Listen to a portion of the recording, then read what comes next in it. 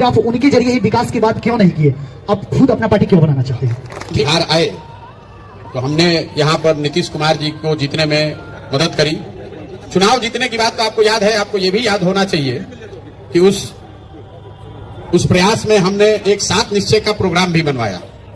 ये तय किया गया कि बिहार में 18 से 35 साल के सारे युवा को, जिसको रोजगार नहीं है, उसको 1000 रुपया कम से कम महीना मिले, ताकि किसी को यहां से पड़े। स्टूडेंट क्रेडिट कार्ड की एक योजना हमने बनवाई। 7 निश्चय का दूसरा निश्चय जो था कि 12वीं के बाद किसी भी बच्चे को पढ़ाई के लिए घर से पैसा न लेना पड़े, इसके लिए सरकार की गारंटी पर बैंक से 4% की ब्याज पर उसको ऋण मिले। जैसे किसान क्रेडिट कार्ड है, वैसे स्टूडेंट क्रेडिट कार्ड की को पक्कीकरण उसका किया जाए, उसको बड़े नाले से जोड़ा जाए और गांव या शहर से पानी को निकालने की व्यवस्था की जाए। मैं आपको इसलिए ये बता रहा हूं कि सिर्फ चुनाव नहीं जीता है, कार्यक्रम भी बनवाया और ये कार्यक्रम को लागू किया जाए। इसके लिए बिहार विकास मिशन और लेटरल एंट्री की बात भी करी कि दुनिया भर में जो सबसे होशियार लोग हैं उसको बिहार सरकार को हायर करना चाहिए, एंगेज करना चाहिए, ताकि ये काम किया जा सके।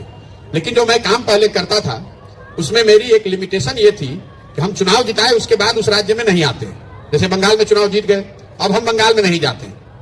इसको लेकर आप विवाद कर सकते हैं कि भाई आप चुनाव जिताए तो वहां क्यों नहीं रहते हैं, काम क्यों नहीं कराते हैं। हम लोग भी आपस में बात विवाद करते रहते हैं कि बहुत सोचने विचारने के बाद हमने ये पाया कि अगर चुनाव जिताने के बाद हम उस राज्य में रहेंगे तो हम एक ग्लोरीफाइड दलाल बनकर रहेंगे, क्योंकि हमने कॉन्स्टिट्यूशन का तो, हमने संविधान की शपथ तो ली नहीं है, हम कोई मंत्री विधायक है नहीं, लेकिन हर आदमी जानता है कि यही आदमी सरकार बनाए हैं। तो जो विधायक आएगा वो मंत्री बनने के लिए पैरवी करने आएगा, जो अफसर आएगा वो पोस्टिंग के लिए आएगा, जो बिजनेसमैन आएगा वो ठेके के लिए करेगा।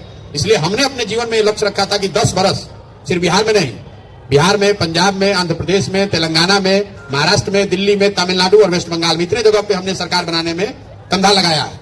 चुनाव जीतने के बाद हम वहां से नहीं जाते।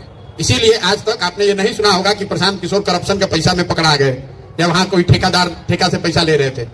ये हमारी अपनी सोची सब, ये कोई इसका सही गलत आंसर नहीं है कि वहां रहना चाहिए कि नहीं रहना चाहिए, लेकिन अगर वहां रहेंगे तो हम दलाली ही करेंगे। अब आपका दूसरा सवाल हो सकता है कि आप अभी क्यों जगह हैं, पहले ही क्यों नहीं सुधारे? अरे बिहार ही जो हम काम करते थे वही तो आपको बता रहे हैं। हम बिहार में भी वो काम नहीं किए हैं, कभी दूसरे जगह भी नहीं किए हैं। आपका ये सवाल जरूर हो सकता है कि भाई ये 10 वर्ष आप अलग अलग पार्टी से कर रहे थे, तब आपको ज्ञान नहीं था। तो वही पूछो ना भाई, तो दूसरा घुमा काहे पूछ रहे हो? आप कोई पहले आदमी नहीं है, सैकड़ों लोग पूछ चुके हैं सवाल। आप इस बात को समझिए, हमारे बाबूजी कोई मुख्यमंत्री प्रधानमंत्री नहीं है। आप यहां सुनने इसलिए आए हैं कि 10 साल हमने वो काम किया। मैंने भाषण की शुरुआत में ही कहा कि प्रशांत किशोर ने अगर 10 साल वो काम नहीं किया होता कि हम चुनाव जिताते हैं, तो सारे मेरे ज्ञान और ईमानदारी के बावजूद भी यहां कोई आदमी सुनने नहीं आता।